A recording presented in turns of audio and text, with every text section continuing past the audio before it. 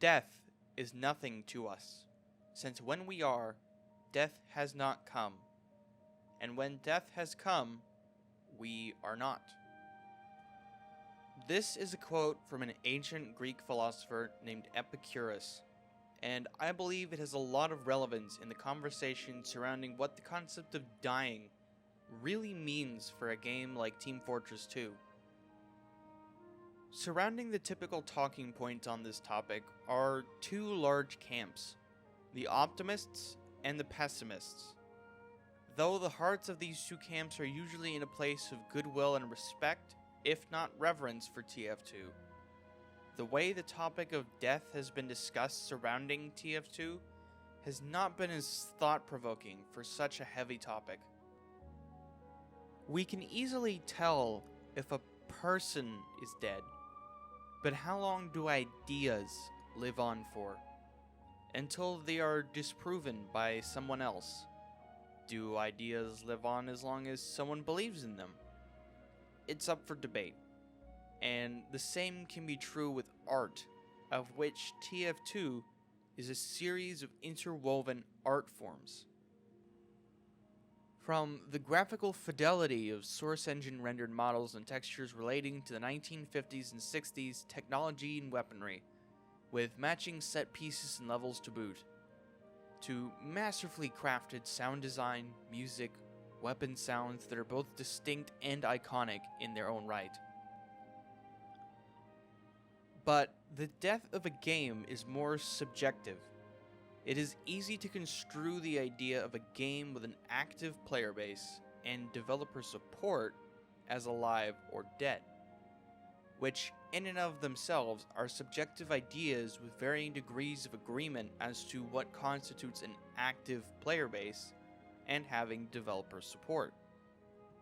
What isn't subjective, though, is your own personal experiences and interactions.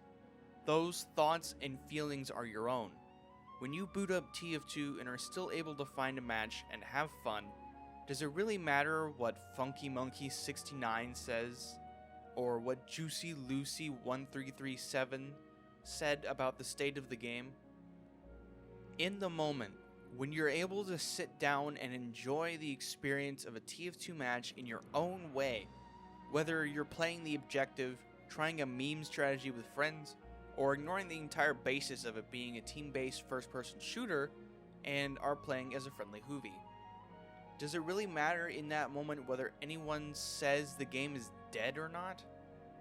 Such is not to say that there are no valid arguments for or against the notion that TF2 as a cultural icon in the gaming space is still viewed as relevant over a decade after its launch, or that the quality or consistency of updates that the game has received from its developers has declined, but that, again, is subjective.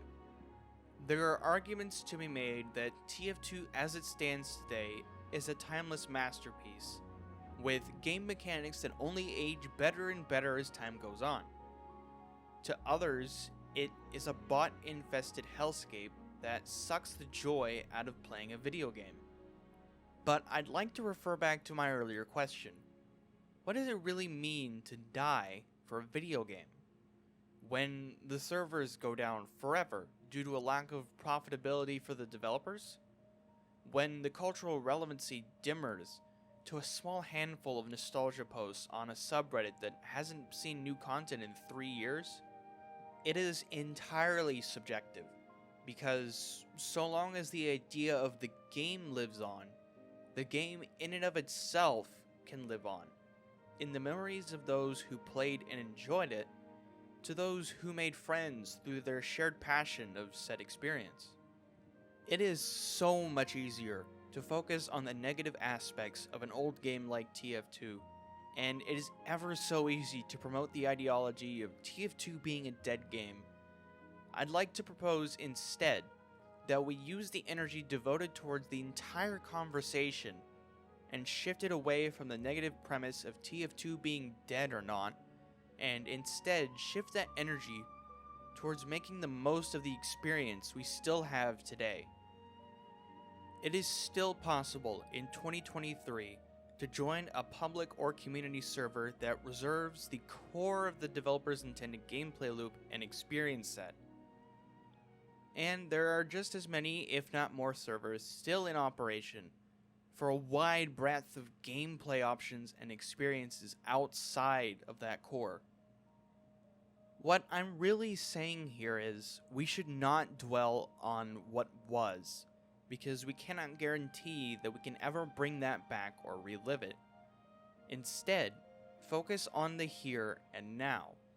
We still have an amazing decades-old FPS title with so much potential for community building and fun memories for so long as the game lives on as an idea. So, in conclusion, while there are many valid things to critique about modern TF2, do not let it detract from your own personal experience of playing the game and interacting with its community. There is such a plentiful amount of creativity that is poured in and around this idea. This idea of a gameplay experience surrounding 9 mercenaries in a 1950s inspired world. Thank you for listening.